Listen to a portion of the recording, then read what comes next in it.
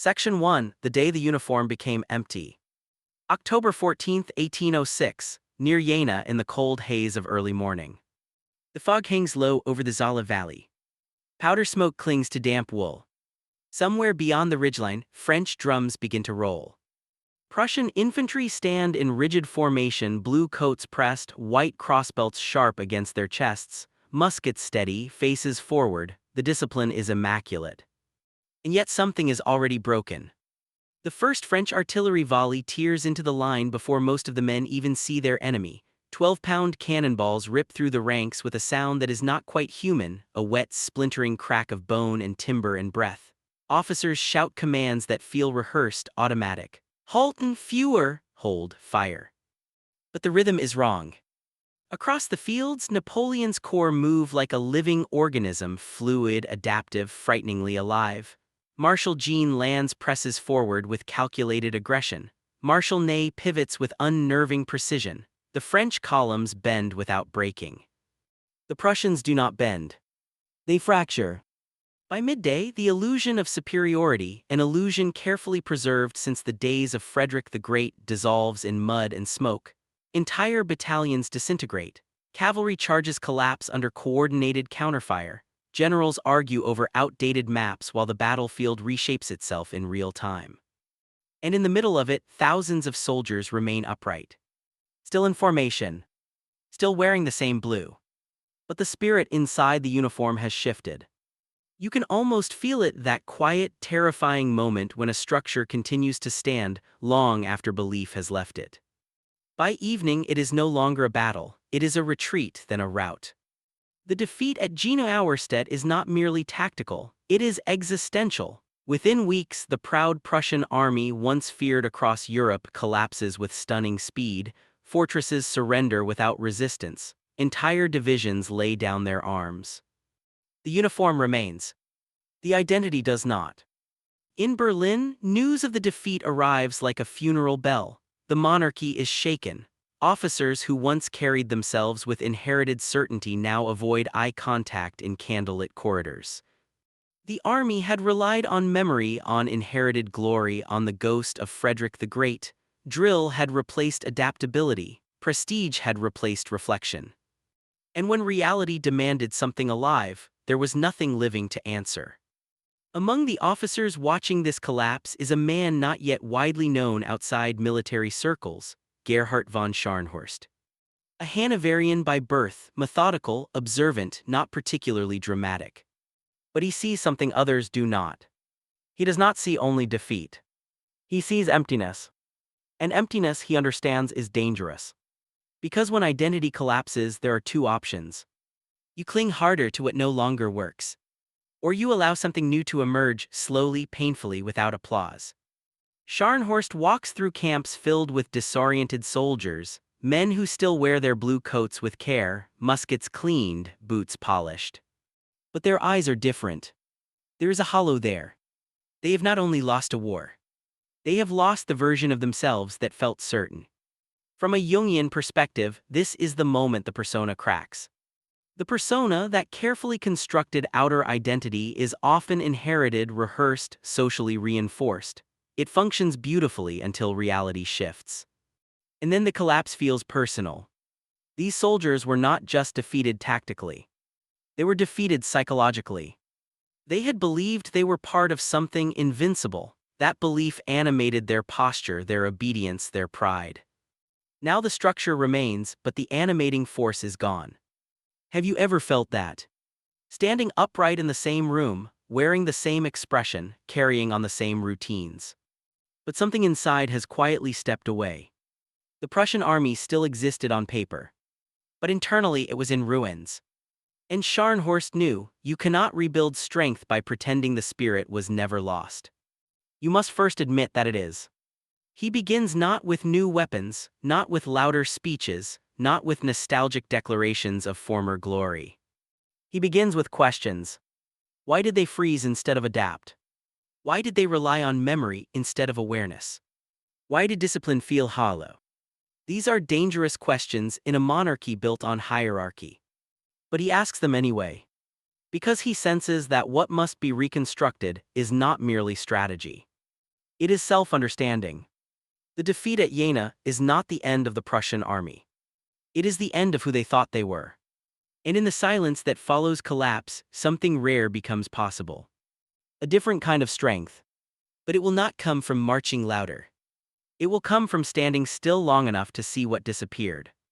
And that is far more uncomfortable than war. Winter 1807, Königsberg. Snow presses against the windows of a modest administrative building where candles burn long past midnight. Maps are unrolled across oak tables, not for maneuvering troops, but for dissecting failure. Gerhard von Scharnhorst does not raise his voice. He does not blame. He studies. Around him sit a small circle of reform-minded officers: August Neidhart von Gneisenau, sharp-eyed and pragmatic; Hermann von Boyen, disciplined but restless, men who have seen the collapse up close and felt something fracture inside themselves. Outside, Prussia signs the humiliating Treaty of Tilsit. Territory is lost. Military strength is capped at 42,000 men. Napoleon ensures that Prussia cannot rebuild conventionally. But Scharnhorst sees something strange in that restriction.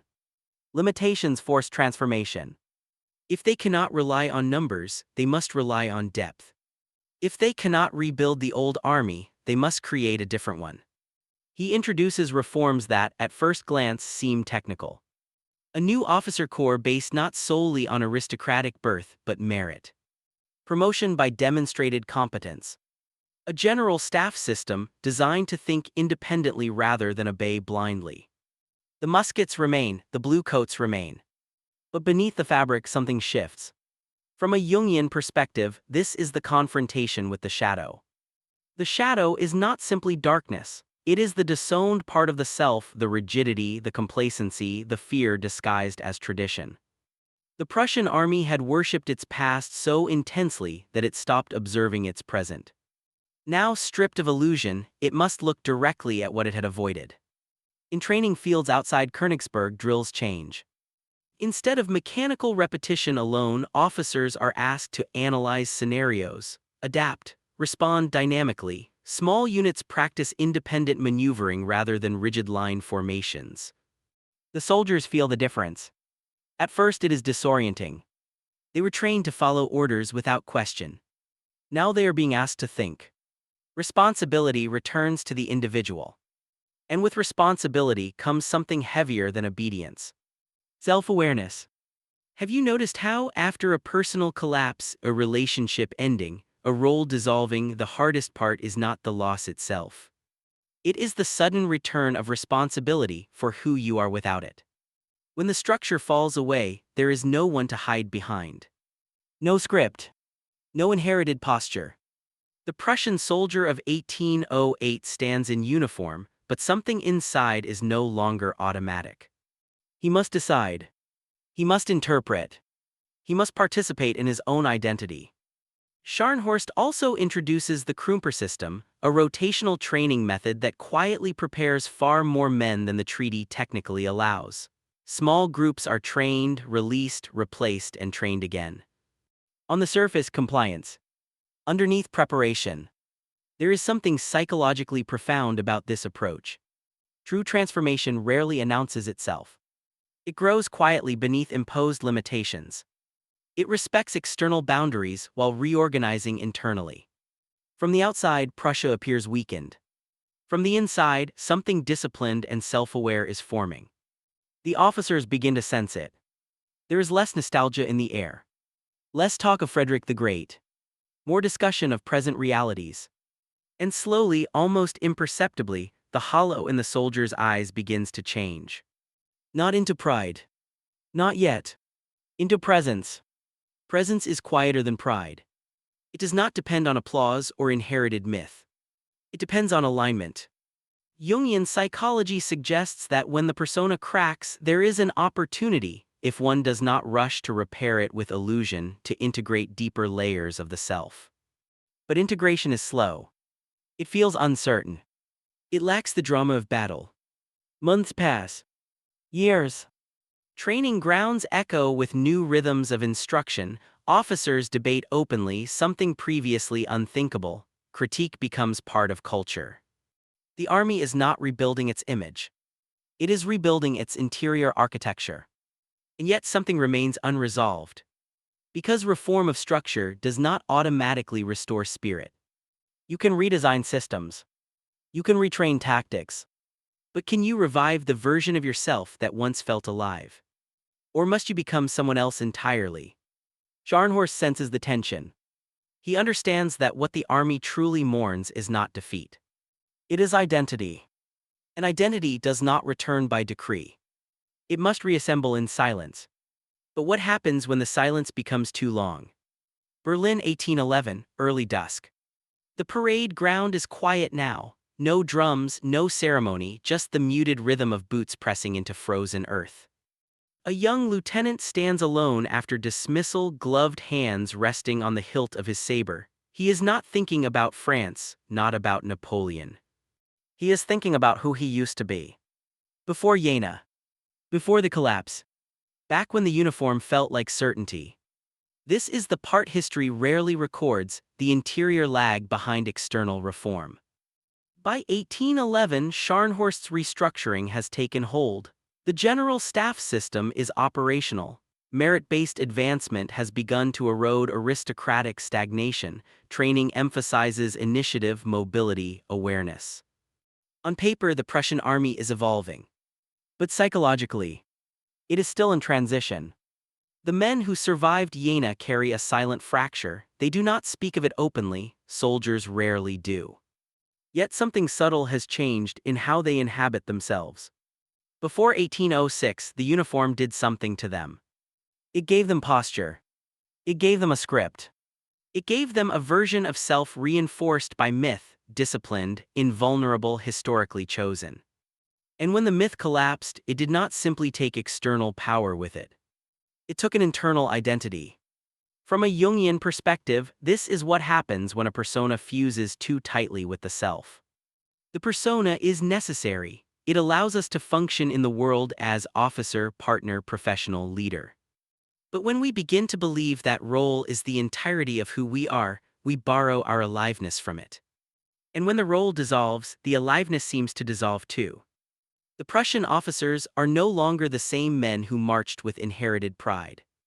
They are more thoughtful now. More adaptive. But also quieter. You can see it in their restraint. The bravado has thinned. What replaces it is not weakness. It is gravity. Scharnhorst understands something crucial: the army cannot return to who it was. It must become something it has never been. And this requires mourning not only of lost comrades, but of lost self-images. In the training halls, cadets are now taught to study enemy psychology, to observe terrain dynamically, to question assumptions. This intellectual shift mirrors something deeper. The army is learning to separate its identity from its costume. The blue coat remains. But it is no longer sacred. It is functional. And this is uncomfortable. Because there was something intoxicating about being unquestioned. About belonging to a myth larger than oneself. Have you ever noticed how certain relationships, jobs, or seasons of life gave you a specific energy? A way of speaking. A way of standing. You miss the person, yes. But more than that, you miss who you were inside that dynamic. The version of you that felt sharper, braver, more animated. The Prussian soldier misses that too. He misses the unquestioned certainty. But beneath the longing, something more mature is forming. A self that does not depend on inherited glory. A strength that does not require illusion. And yet there is tension in this transition. Because self-reconstruction is lonely. In 1812, Scharnhorst continues refining the general staff. Officers like Gneisenau push for modernization of artillery coordination. Logistics systems become more flexible. Communication chains shorten. Externally, it looks strategic. Internally, it is psychological integration. The army is reclaiming agency. And agency is different from pride. Pride can be borrowed. Agency must be owned. But ownership comes with responsibility and with the quiet awareness that no myth will save you next time. The men sense it. They train not as heirs of greatness, but as participants in something still forming. This is a subtler form of confidence. Less theatrical. More grounded. From a Jungian lens, this is individuation at a collective scale, the movement from unconscious identification toward conscious integration. The army is no longer hiding behind its past. It is building from its fracture. But fractures leave scars. And scars raise a question that no reform can immediately answer. If you are no longer who you were when everything felt certain, who are you becoming now? The answer is approaching. And it will not arrive in a training hall. It will arrive in war. March 16, 1813, Breslau. Church bells echo through the city as King Frederick William III issues a call that had once seemed impossible: Prussia will rise again. Not in arrogance. In reckoning. The snow has begun to melt along the Oder River. Mud clings to boots as newly trained recruits gather in uneven rows. Many are not aristocrats, some are students, some are tradesmen, some were quietly rotated through the Krumper system years earlier, trained and released in secrecy. They do not look like the army of 1806. They look leaner, less ornamental, more awake. Scharnhorst, now chief of the general staff, stands with Gneisenau reviewing dispatches. There is no triumphant tone in their exchanges, only calculation, measured resolve. Napoleon has overextended himself in Russia. The Grand Armée has bled itself thin in snow and starvation. Europe senses the shift. But Prussia knows something deeper. This war will not be fought with inherited pride. It will be fought with earned awareness. As columns begin moving toward Saxony, the atmosphere is different from Jena. There are no illusions of invincibility, no mythic expectation of destiny. There is clarity, and clarity carries a different kind of fire. From a Jungian perspective, this is what follows integration. Not a return to the old self, but an emergence of something more grounded. The soldiers march without the theatrical confidence of their predecessors. Their discipline remains, but it is no longer mechanical. Officers adjust positions fluidly, units communicate laterally, decisions are made in motion. At the Battle of Großkirchen-Lützen, May 2, 1813, Prussian forces fight alongside Russia against Napoleon's seasoned troops. The ground trembles under artillery exchanges. Smoke swallows the horizon. Scharnhorst himself is wounded during the campaign. But something remarkable is visible in the chaos. The Prussian lines do not freeze. They adapt. They reposition under pressure. They recover when broken. It is not a perfect victory. In fact, tactically, Napoleon holds the field. But psychologically, Prussia does not collapse. There is no rout. No mass surrender. The men remain present. And presence is the difference. Later that year, at the Battle of Leipzig, the Battle of Nations, October 16th to 19th, 1813, the transformation becomes undeniable. Over 500,000 soldiers converge in the largest battle Europe has ever seen. Cannons roar across plains soaked with rain and blood. Saxon troops defect mid-battle. French lines stretch thin. Prussian forces, now integrated into a coalition strategy, move with coordination that would have been impossible in 1806. This is not the same army. And it is not trying to be. When Napoleon finally retreats, it is not merely a geopolitical shift. It is proof of psychological reconstruction. The Prussian soldier standing on that battlefield is not animated by myth.